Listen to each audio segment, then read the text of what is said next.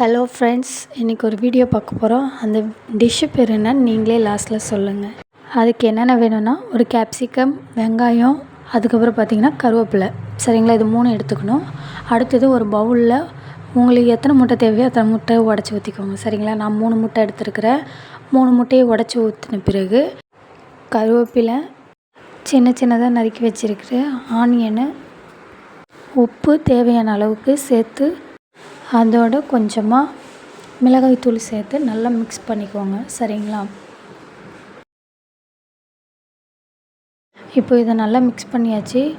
அடுப்பில் ஒரு பேன் வச்சுக்கோங்க. பேன் இல்லைன்னா இரும்பு தோசைக்கல் அது மாதிரி வச்சு நல்லா தோசைக்கல் சூடானது பிறகு எண்ணெய் ஊற்றி நம்ம கட் பண்ணி வச்சுருக்கிற குடமிளகாலாம் வச்சுட்டு அதுக்கு பிறகு பார்த்திங்கன்னா நம்ம அடித்து வச்சுருக்குறோம்ல அந்த முட்டை கலவையை அதில் ஊற்றிக்கோங்க, சரிங்களா? இந்த டிஷ்ஷு பேர் என்னன்னு நீங்களே கமெண்ட் பாக்ஸில் கமெண்ட் பண்ணுங்கள். இதுக்கு நாங்கள் வச்ச பேர் என்னன்னு பார்த்திங்கன்னா குடமிளகா ஆம்லேட், சரிங்களா? நல்ல எண்ணெய் ஊற்றி நல்லா 2 சைடும் வேக வச்சு 3 பார்ட்டாக அதை கட் பண்ணி எடுத்துக்கோங்க. இப்படி 3 பார்ட்டாக கட் பண்ணி எடுத்த பிறகு அவ்வளோதான், இது வெந்துருச்சு. அந்த கேப்சிகத்தை நடுவில் வச்சு அந்த 2 சைடு இருக்குல்ல அந்த ஆம்லேட்டை மேலே வச்சு மேலே சாஸ் இல்லைனா மயோனஸ் வச்சு சாப்பிட்டா சூப்பராக இருந்துச்சு. நீங்களும் ட்ரை பண்ணி பாருங்கள், சரிங்களா ஃப்ரெண்ட்ஸ்? இந்த வீடியோ உங்களுக்கு பிடிச்சிருந்தா நம்ம சேனலை சப்ஸ்கிரைப் பண்ணுங்கள், சப்போர்ட் பண்ணுங்கள், லைக் பண்ணுங்கள். தேங்க்யூ.